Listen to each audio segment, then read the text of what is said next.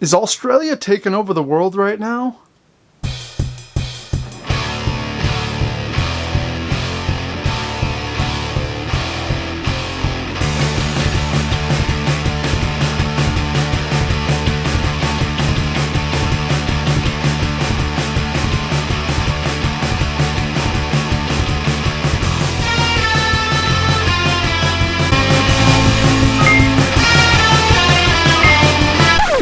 Hey guys, I am Dan, this is Rebel Rock.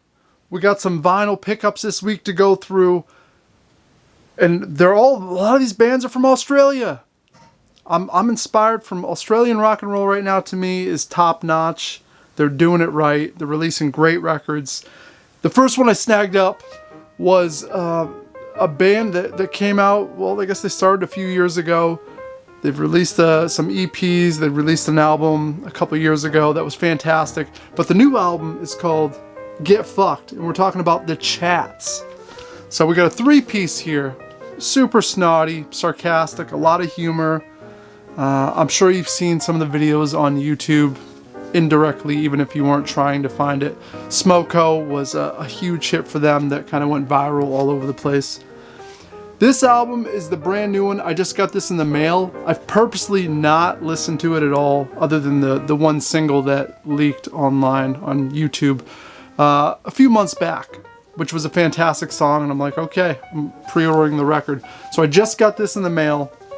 I'm excited to check it out. How do you describe the Chats? Three-piece, snotty, real straight ahead, Ramones-esque, I guess. Really catchy choruses. Guitar playing's outstanding. Bass playing's really good. All of it. They play really well. Australian band. The Chats, new album.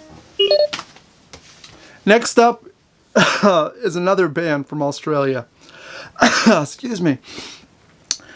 This album was released last year, so it's about a year old, but I was a little bit late to the party because I heard the first album a few years back and I wasn't floored by it. I liked it, I liked the idea, but I didn't think the songs were there. The band we're talking about is Amyl and the Sniffers. And Comfort to Me is the name of the album, guys. This might be the best punk rock record I've heard in the last 10 years. Super inspiring stuff. How do I describe it?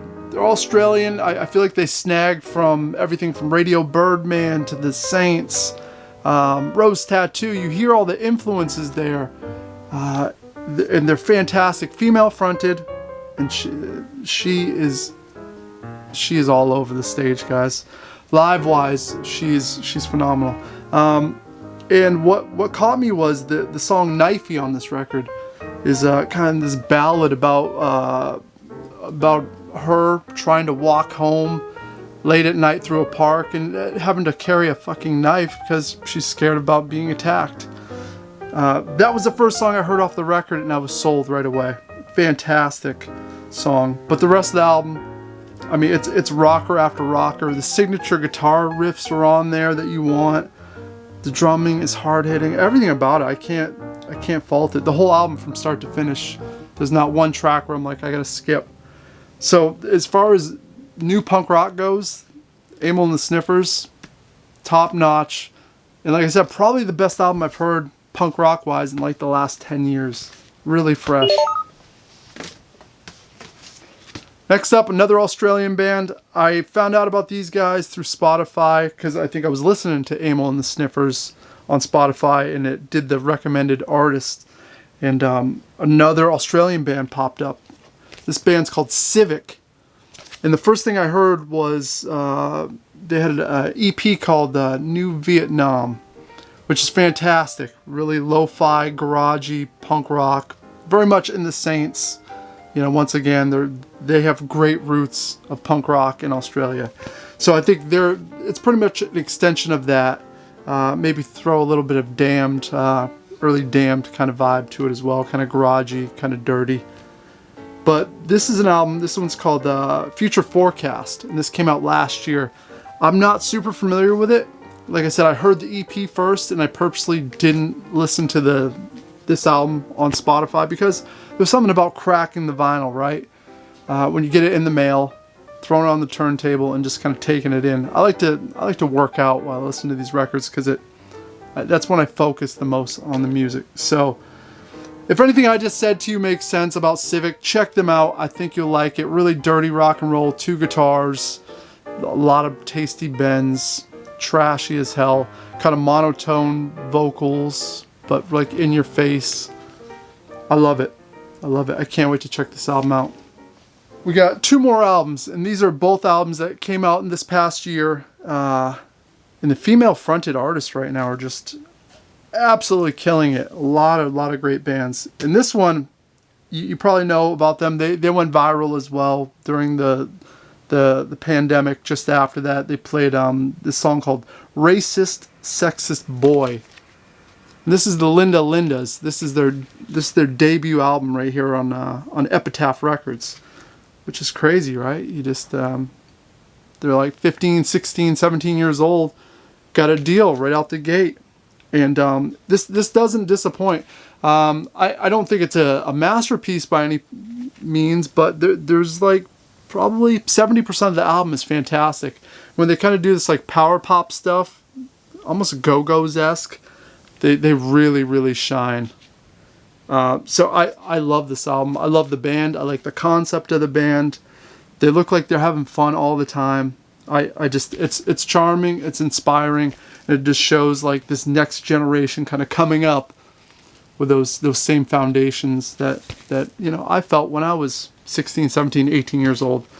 So yeah, Linda Linda's new record, really good. The last one we snagged up, we'll make it short and sweet here, guys. I know you have a life out there. You can't just be watching YouTube all day. I don't blame you. I'm in the same boat. The last one I picked up is probably one of my favorite bands in the last few years. I fell in love with them a few years back. The band is Always. We got 2 V's.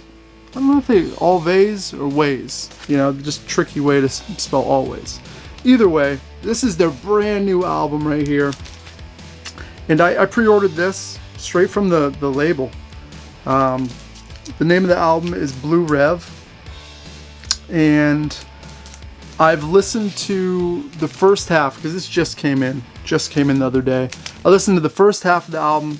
I'm digging it, but I think with these guys it's important to kind of listen to it more than just once because this is their 3rd album. The first album initially hits you right away. It's really straight ahead, kind of like the Cardigans meets the Smiths. Like it's a weird fusion of indie rock, jangly guitar, really poppy, really well-crafted songs.